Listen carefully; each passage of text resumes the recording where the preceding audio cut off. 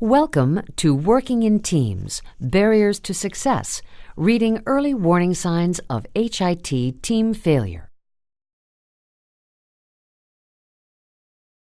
The objectives for Barriers to Success, Reading Early Warning Signs of HIT Team Failure are to recognize key signals to team failure, use appropriate response mechanisms to address team dysfunction, facilitate consistent scanning for symptoms of potential team failure.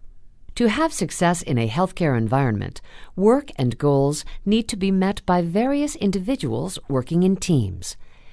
As Patrick Lencioni, in his book, The Five Dysfunctions of a Team, a Leadership Fable, asserts, it is not finance, not strategy, not technology, but teamwork that remains the essential ingredient in business success. This author insists that teamwork is rare and powerful. Therefore, those who have teams that are high-performing are those who are the winners. Up to this point, we have talked a lot about the characteristics of high-performing teams. In this unit, we will begin to identify the signals of dysfunctional teams, discuss appropriate strategies to address team dysfunction, and review the impact of interventions that successfully reverse team dysfunctionality. On this slide, you will see 5 questions. Answering these questions is a first step in determining the level of functionality in your team. Do you feel that your team members are living up to their full potential?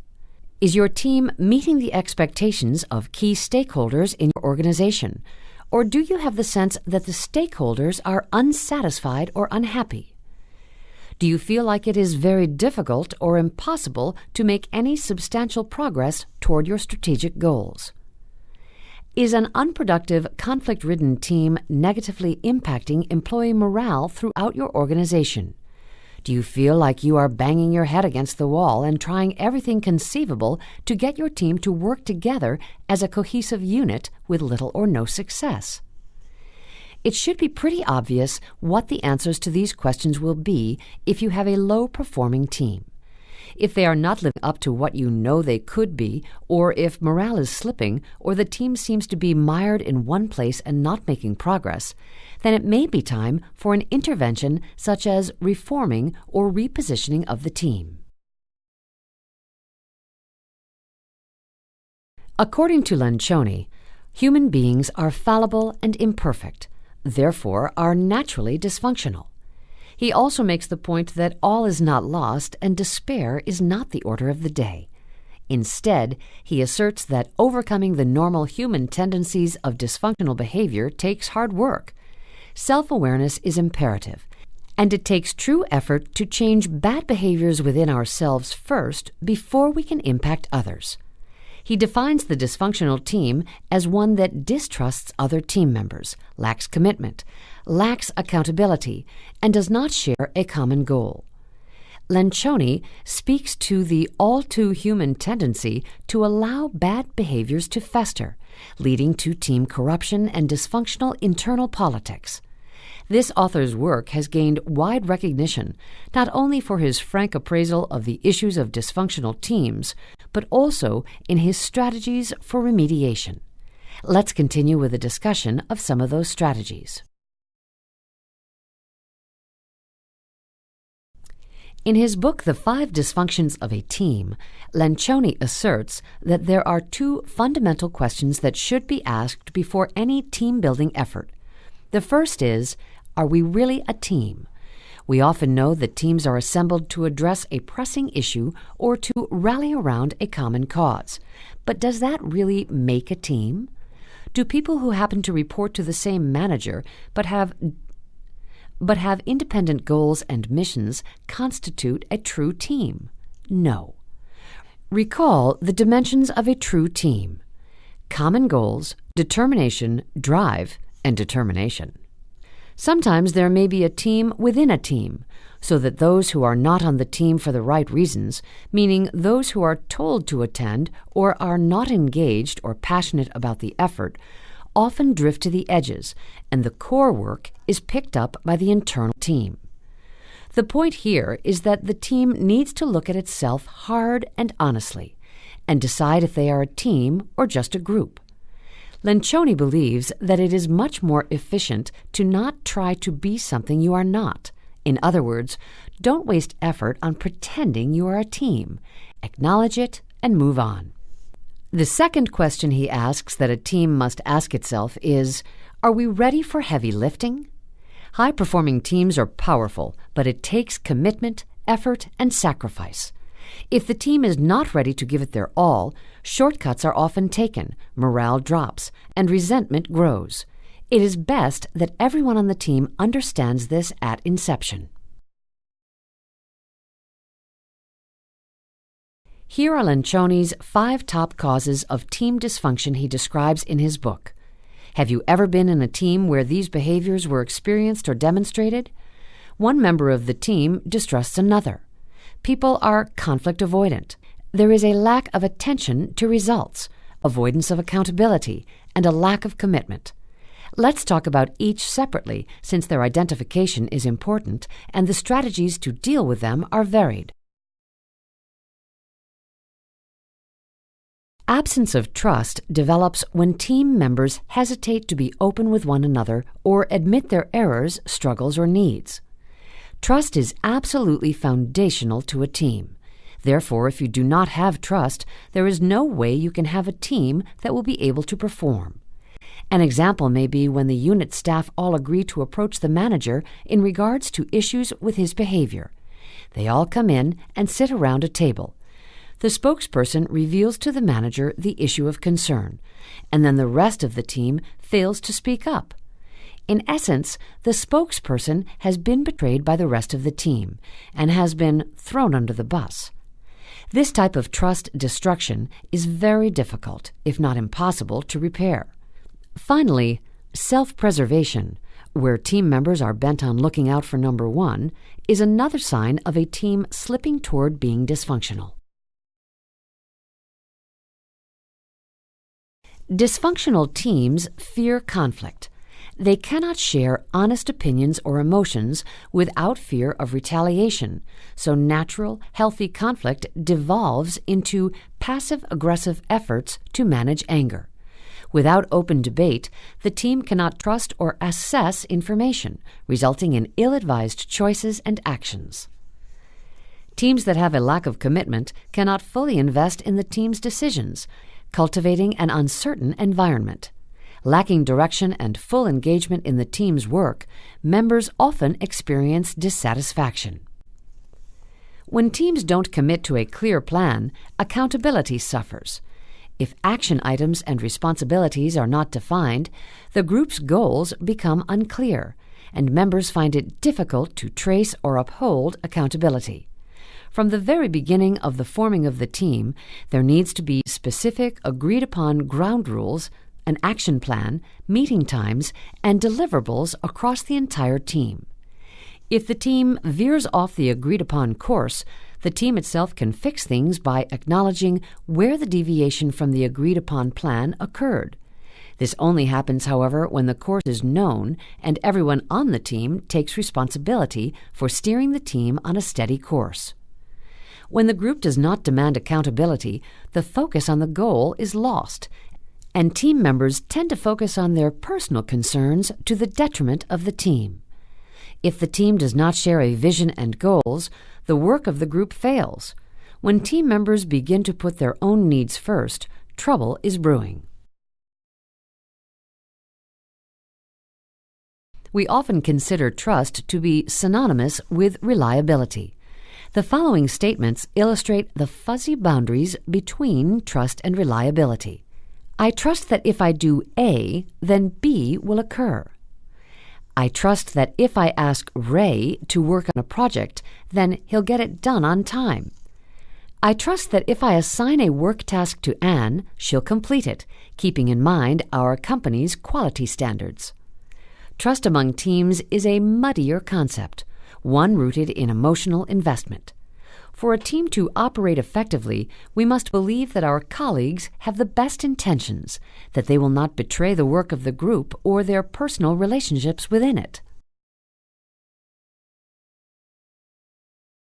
How can you create and develop trust? How do you encourage goodwill, build an all-for-one, one-for-all mentality, and conquer personal defenses? In short, trust within any kind of organization depends on commitment at two levels: corporate commitment and personal commitment. Corporate commitment refers to buy-in from the team leaders for the overall goals of the group. Are your leaders looking to advance their own careers and agendas, or do they work for the entire team's success? Simply put, if you can't trust your leaders to invest in the good of the group, then the team will fail. Every team, every day, and at every level must invest in the group and believe in each member's commitment to its goals. Corporate commitment provides the foundation for trust, but without personal commitment from individual members, you can't build the structure. Encourage discussions about trust and commitment. Some people may experience trust differently or not realize that their actions convey distrust in others. Open communication about the issue can provide perspective and help members tackle issues as they arise, rather than down the road when faith has been broken. Many have seen behaviors in teams where management may play favorites.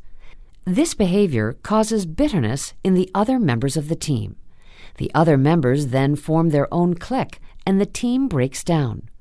Corporate commitment and personal commitment go hand in hand. Trust is a hard topic to pin down, especially since it interplays with so many other dysfunctional issues that plague a team. But generally speaking, distrust hinders a group's potential.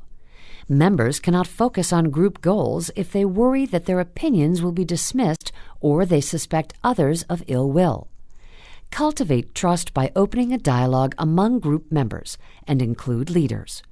Trust tends to engender trust, so try to connect honestly with your peers, and it's likely that they will do the same. Even if your team meetings are virtual, a keen eye can spot the signs of dysfunction. Dropped obligations, tardiness, inattention, and irregular communications all point to a lack of commitment by team members.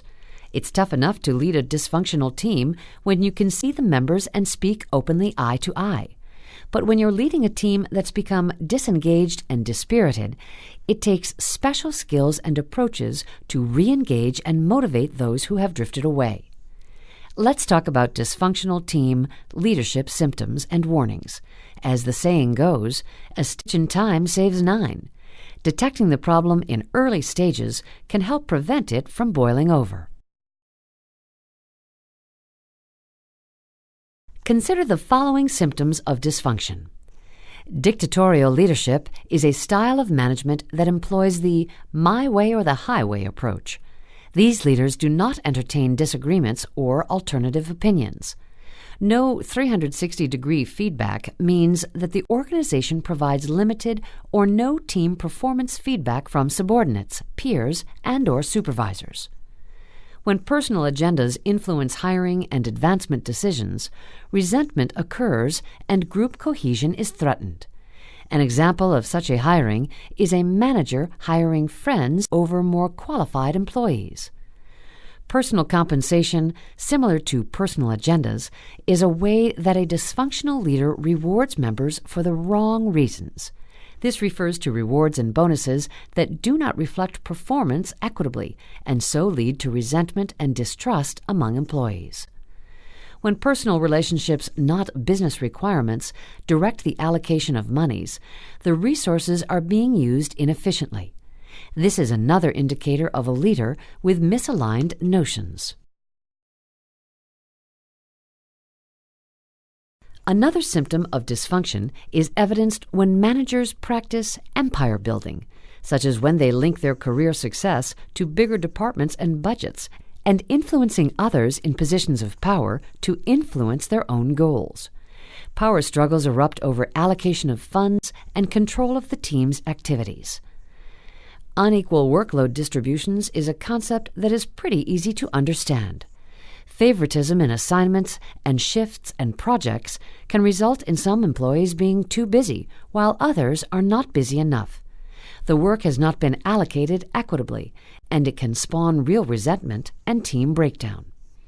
A company that has too many managers means unnecessary management layers, which can impede communication and efficiency, leading to real team frustration. Fragmented organizational efforts occur when an organization becomes a collection of individual silos rather than an interlocking machine. Competition, power struggles, and duplicated efforts result, and productivity, efficiency, and communication suffers. Most of us may be familiar with this one: too much talk. Here, leaders hold unnecessary meetings to plan advancements or innovations that are never implemented. Other symptoms of dysfunction in a team include evidence of ineffective meetings where precious time is wasted with arguing, assigning blame, or belaboring minor issues. A lack of collaboration is an additional symptom. This lack of collaboration foments competition and hinders a sense of collegiality. Personal benefit becomes a major factor behind decisions. Low productivity is a symptom that occurs when organizational energies and resources are diverted from work to internal politics. Unattended projects fall behind schedule and fail to meet budget and performance goals. A team that is in constant crisis mode is not healthy. Teams exhibiting these symptoms are those that are constantly reacting to urgent situations rather than proactively focusing on generating future work. Declining morale is another red flag for a dysfunctional team. Negative and competitive work environments deteriorate morale, resulting in passivity and disengagement from the team. Public backstabbing behaviors and gossip among team leaders and across teams is another indicator that a team or possibly an entire organization is failing. Environments like this are far too mired in negative behaviors to move forward. High stress in the team can be evidenced by missed workdays, tardiness, and high rates of turnover or employee resignations. Many of these symptoms are probably quite obvious and easily identifiable. The point is changing these behaviors is very, very hard work. But it is essential work required of leaders and team members alike to preserve the team and enhance performance. What does a functional team look like? Truly cohesive teams are obvious. They trust one another, and the commitment is obvious. They engage in honest and frank discussions around ideas, even if it involves conflicting ideas. Cohesive and high-performing teams commit to decisions and plans of actions, and they hold one another accountable for delivering against those plans. A functional and high-performing team is focused upon the achievement of collective results. We present a few strategies for managing dysfunctional teams, beginning with defining the current state. It is important that assertive communication techniques are planned and employed to deliver your message and change employees' behavior. For example, if poor participation at weekly meetings is an issue, you could direct an email to your team members with a subject line requesting attendance at the next meeting. Begin the email by noting your observations, supported by specific examples and descriptions of how the lack of participation hinders the work of the team. Then ask your team members to prepare to discuss the issue at the next meeting. Follow the email with a personal phone call. During the meeting, describe your concerns in greater detail, using I statements. Do not pressure others to speak, but encourage them to share the reasons behind their behaviors, perhaps by admitting your own waning enthusiasm for the weekly meetings. Your shared experience will help create a safe space for members to offer their perspectives. Ask open-ended questions to encourage thoughtful feedback. Listen intently. Pay careful attention to the conversation, asking for clarification when necessary. If discussion stalls, offer the opportunity to respond anonymously, perhaps through a dedicated chat room. Do not judge or accuse. Once you have identified the underlying problems, crystallize them by stating them in clear, unambiguous language and prioritize them according to their detrimental effect on performance. Request your employees' help in resolving the issues. Once the current state is defined, it is time to move to the future or desired state. Collaboration on the solutions is vital. It re-engages the team as a team.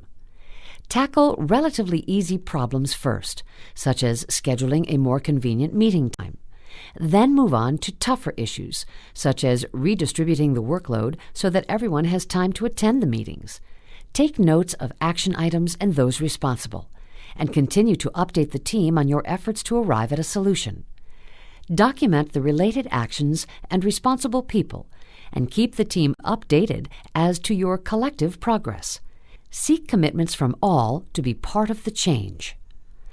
Ask each of your team members to address the entire team as they share their plans for changing behaviors. For instance, the person who is habitually late will commit to scheduling a reminder in her online calendar. Continue to monitor or take the team's temperature in a non-confrontational way the team's commitment to the change. If they fall back into old habits, it may be difficult to rein them back in. If you haven't already, establish a relationship with each of your team members. Take note of backsliders and open a one-on-one personal dialogue with them. There may be external reasons for certain behaviors. Despite their best efforts, some people simply take time to adjust to change. Deliver positive feedback, emphasizing that everyone's contribution to the meeting is valued. Much of the realigning of dysfunctional teams will come from within you. Consciously model best practices behavior. Prioritize the team in your schedule. Distribute an agenda and encourage others to add to it. This way people know your expectations in advance. Limit the distractions or deviation from the agenda. Convey energy and enthusiasm, and others will feed off of it. Acknowledge team members' successes of all kinds. These kinds of strategies will help you manage dysfunctional behavior before it gets too ingrained, and your commitment will encourage others. A road to Abilene paradox occurs when a group collectively decides to do something that no individual in the group really wants to do, but everyone thinks that the other wants to do it, so they remain silent. This is also referred to as not rocking the boat or groupthink. Consider these lessons learned from the paradox of the road to Abilene. Avoid false consensus. Don't assume that everyone else is thinking the same thing as you. Speak your mind. Don't be afraid to speak out. You do not have to be confrontational. Encourage open communication and effective decision-making within a group. It is okay to question and debate the direction. There are rewards for dealing with a dysfunctional team and writing the course. A sustained competitive advantage can be gained through greater collaboration, improved communication, and a sense of team unity. This can result in improved organizational performance as team members are able to work together toward common goals. Employee morale is improved, which results in reduced employee turnover. When distractive interpersonal conflict is reduced, productivity is increased. The long and short of it is that if the team is capable of more and are just falling into the mire of dysfunctional behavior, it can be reversed. This is not to say that all teams can and should be saved. It is up to the wise leader and high-performing team to self-prune. It may be necessary to realign and reconstitute teams. This concludes Working in Teams, Barriers to Success, Reading Early Warning Signs of HIT Team Failure. In summary, you learned to recognize key signals of team failure. Use appropriate response mechanisms to address team dysfunction. Facilitate consistent scanning for symptoms of potential team failure. To close, it is important to note that good players rarely leave successful teams that value their contributions. Effective teamwork requires discipline and effort, good communication, and a very human commitment to shared goals. Being able to detect the warning signs of a failing team is a powerful tool in helping them to reverse course before the team slides into total dysfunction.